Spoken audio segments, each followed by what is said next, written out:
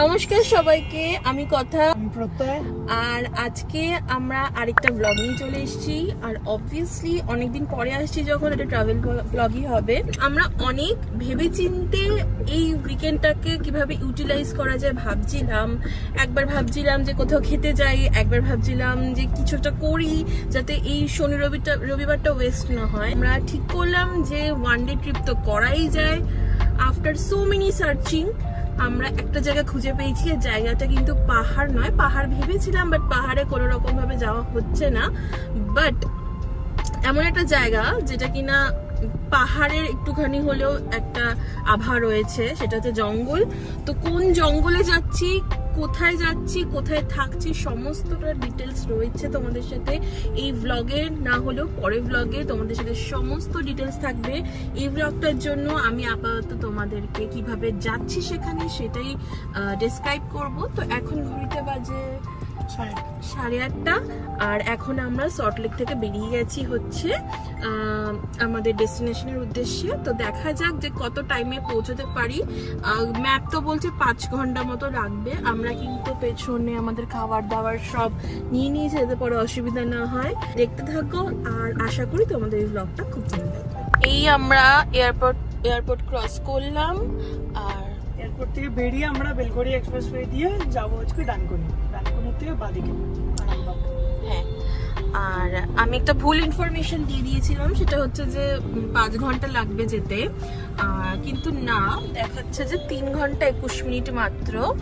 আর তোমরা তো থাম্বনেল দেখে বুঝেই গেছো যে আমরা কোথায় যাচ্ছি। ইয়েস, আমরা যাচ্ছি জয়পুর ফরেস্ট অ্যান্ড হোটেলটা সমস্ত কিছু তোমাদের সাথে আমি শেয়ার করব নেক্সট ব্লগে। আপাতত দেখাই যে কিভাবে যাচ্ছি। আমরা সল্টলেক থেকে রওনা দিয়েছি আর এখন আমরা এয়ারপোর্ট ক্রস করলাম। আমরা এখন গঙ্গা পার করছি আর ডান দিকেই হচ্ছে, দেখতেই পাচ্ছ আশা করছি, আমাদের দক্ষিণেশ্বর মায়ের মন্দির। এই যে আমাদের গঙ্গা। আর আজকে দেখলাম এয়ারপোর্টের ওখানে আর কি, মানে যেখান দিয়ে ওঠে ওখানে প্রচুর গাড়ি ছিল। তো আই থিঙ্ক অনেকে উইকেন্ড কাটাতে বাইরে যাচ্ছে, বাট আমাদের তখন এয়ারপোর্ট ভুলে গেছি আমরা গাড়ি আসার পর থেকে। সো আমাদের গাড়ি হচ্ছে আমাদের প্লেন গাড়ি, ট্রেন গাড়ি সবকিছু।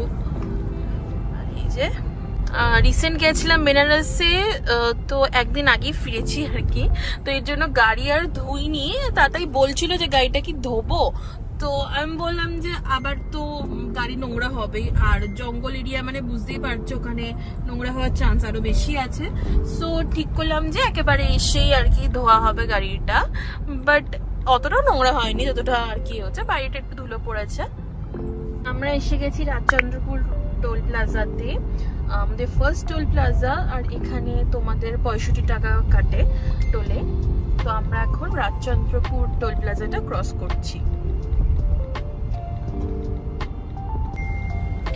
এই ডানকুনির এই যে রাস্তার এখানটা জ্যাম তো থাকতো ওল্ড দিল্লি রোডের মুখটা, এখন কিন্তু আর সেই ওল্ড দিল্লি রোডের জ্যামটাই পড়তে হয় না।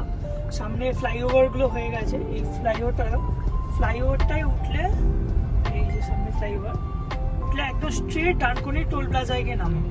মানে খুবই সুবিধা করে দিয়েছে আর কি, জ্যামটা আর নেই। এটাতে আমরা উঠবো না, কারণ আমরা তার আগে ওল্ড দিল্লি রোডের মুখটা থেকে বাদিকে যাবো। হ্যাঁ, তো আগে খুবই জ্যাম হতো আর কি। ওল্ড দিল্লি রোডের মুখে জ্যাম, ডানকুনির মুখে জ্যাম, মানে দুটো পারপাস জ্যামে পড়তে হতো। এখন আর সেটা কিছুই না, এখন পুরো ফ্লাইওভার হয়ে গেছে টিল টোল প্লাজা।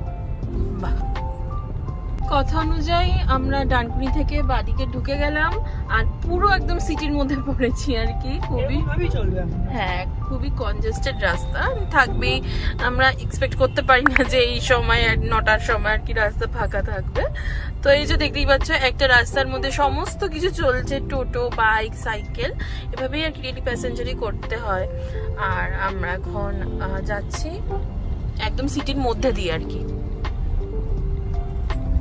অর্ধেক দোকান এখনো খোলেইনি, একটু খিদে পাচ্ছে, এত দোকান দেখছি তো খাবারের, একটু খিদে পাচ্ছে। বাট আমাদের না দাঁড়ালেও চলবে, কারণ আমাদের খাবার অলরেডি প্যাকড রয়েছে। দেখি কোথাও দাঁড়িয়ে খেতে পারি তো খাবো। প্রচন্ড খিদে পেয়ে গেছিল আর আমাদের বলেছিলাম খাবার প্যাক ছিল। এই যে আমাদের মেয়রে বেস্ট আর কি স্যান্ডউইচটা।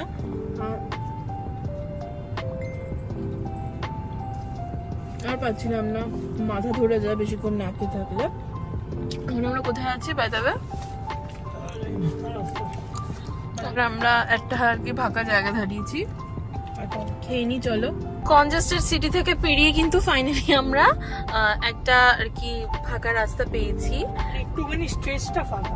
হ্যাঁ, এন্ড তাতে আমাকে একটু একটা কথা বলছিল যে এরকম রাস্তা নাকি ওর খুব ভালো লাগে, মানে এরকম মানে একটাই লেনে আর কি দুদিক দিয়ে গাড়ি যাচ্ছে, দু সাইড দিয়ে, কারণ এটা নাকি ওর গেমের মতো লাগে। মানে আমরা যে গেম খেলি না ফোনে, যে গাড়ি ওভারটেক করে করে যেতে হয়, তো ওর নাকি সেরকম লাগে। আর এইসব রাস্তায় নাকি মাইন্ডও এঙ্গেজ থাকে। তো যাই হোক, এখানে একজন দেখলাম গুগল ম্যাপে একটা রিপোর্ট করেছে যে অবজেক্ট অন রোড। আমি জানতাম না এরকম গুগল ম্যাপে করা যায়, তো আমাকে দাদাই বললো যে করা যায়। তো কিছুই না, একটা ছিল আর কি, কি ছিল, ব্রেকডাউন গাড়ি ছিল, তো কেউ হেল্পিং এর জন্যই আর কি লিখেছে। ভালো কাজ এটা। আমরা এখন আছি চাপাডাঙ্গাতে, এন্ড একটা বোর্ড দেখতে পাচ্ছি, বাঁকুড়া লেখা আছে সোজা, 112 কিলোমিটার। আর এখান দিয়ে দেখতেই পাচ্ছ যে সোজা গেলে জয়রামবাটি, বাঁকুড়া, আরামবাগ, 3টে জায়গায় যাওয়া যায়। তারকেশ্বর যাওয়ার জন্য তোমাদেরকে ডান দিকে বেঁকতে হবে। তো আমরা কি ফ্লাইওভারটা ধরবো, নিচ থেকে যাব?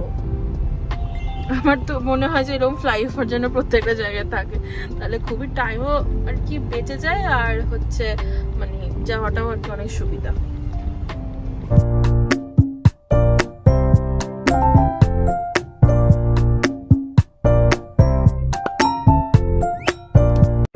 এখন আমরা যাচ্ছি হচ্ছে আরামবাগের ওপর দিয়ে, আর আমাদের মাত্র কিন্তু আর 1 ঘন্টা 23 মিনিট মতো বাকি আছে। অ্যান্ড মনে হচ্ছে এই যে আরামবাগ, আর মনে হচ্ছে আমরা টাইমের অনেকটাই আগে পৌঁছে যাচ্ছি। আমাদের অ্যাকচুয়ালি চেক ইন হচ্ছে দুপুর 1টায়, কিন্তু আমার মনে হচ্ছে আমরা তাড়াতাড়ি পৌঁছে যাবো। তো দেখা যাক যে ওখানে যদি মানে তাড়াতাড়ি যদি রুম খালি থাকে তো আমরা রুমে ঢুকে যাব, দেখা যাক কি হয়। আর তোমরা তো বলাই হলো না যে কোথায় কোন হোটেলে যাচ্ছি। আমরা যাচ্ছি সোনার বাংলা, জয়পুর ফরেস্ট, বিষ্ণুপুর। সেখানে মানে খুব খুঁজে অনেক রিলস দেখে আমরা দেখলাম যে সোনার বাংলাটা ভীষণ সুন্দর রিসর্ট, মানে ছবি অ্যান্ড রিল তো তাই বলে, বাট গিয়ে দেখবো যে কিরকম, আর তোমাদের সাথেও শেয়ার করো যাতে তোমরাও সেখানে যেতে পারো, সেখানে এক্সপিরিয়েন্স করতে পারো। চলো, আপাতত অনেকটাই রাস্তা, আমরা যেতে থাকি। জায়গাটা কি সুন্দর দেখো, আর সুন্দর রাস্তা। এরকম খুব ভালো লাগে যে চারপাশে এরকম ক্ষেত জমি, আর মাঝখান দিয়ে এরকম রাস্তা। আমি শুনছি যে পুরো নাকি জঙ্গলের মধ্যে দিয়ে যাব আমরা, দেখা যাক কতটা পাই। আমাদের কিন্তু ডেস্টিনেশন চলেই এসছে অনেকটা, মাত্র 14 কিলোমিটার। আমি খালি তাদেরকে জিজ্ঞেস করতে যে জঙ্গল কোথায়, ও বলছে দাঁড়া ঠিক আসবে। জঙ্গল না দেখতে পেলেও আপাতত এটা দেখছি, এই সিনারিটাও কিন্তু খুব সুন্দর। আর একটুখানি তারপরে আমরা চলে যাব আমাদের সোনার বাংলা রিসর্টে। এই যে ফাইনালি একটু জঙ্গল দেখতে পাচ্ছি, একটু না বেশ অনেক ঘন জঙ্গল। বাহ, এবার মনে হচ্ছে যে ফরেস্টে এসছি, রাইট। এতক্ষণ খালি বলছিলাম কোথায়, খুব সুন্দর লাগছে এটা কিন্তু। এখানে আমরা দেখেছিলাম, বাট এখানে আমরা বুকিং পাইনি। আমরা যাচ্ছি সোনার বাংলাতে, আর মাত্র 9 মিনিট। আমার খুব মজা লাগছে এরকম জঙ্গল দেখতে পেয়ে, কারণ এতক্ষণ পুরো সিটির জ্যাম সবের মধ্যে দিয়ে যাচ্ছিলাম, আর হঠাৎ করে এরকম মানে পুরোটা চেঞ্জ হয়ে গেল, লাইক পুরো নিস্তব্ধ, পুরো গাড়ি কম অ্যান্ড জঙ্গল ভর্তি, মানে পুরো হচ্ছে পুরো ট্রান্সফরমেশন হয়ে গেল কিছু একটা। এত সুন্দর লাগছে, চারিদিকে গাছ, আর মাঝখানে স্মুথ রাস্তা, আর আমাদের গাড়ি, আর আমরা দুজন অফকোর্স।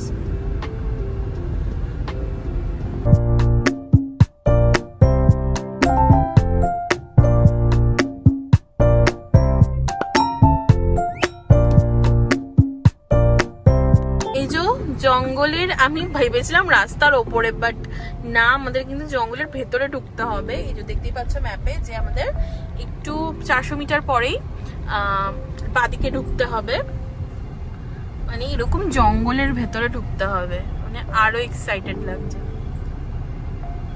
এই যে এবার আমরা বাদিকে ঢুকে যাচ্ছি। এই যে জয়ফুল,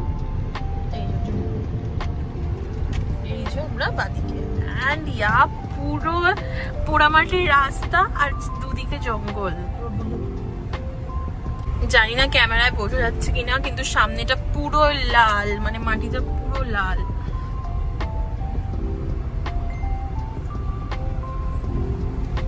এই যে এবার আমরা আবারও বাদিকে ঢুকছি, সোজা যাব না। এই যে লেখা আছে, তোমরা সাইনবোর্ড দেখে দেখে যাবে, খুবই সুবিধা হবে।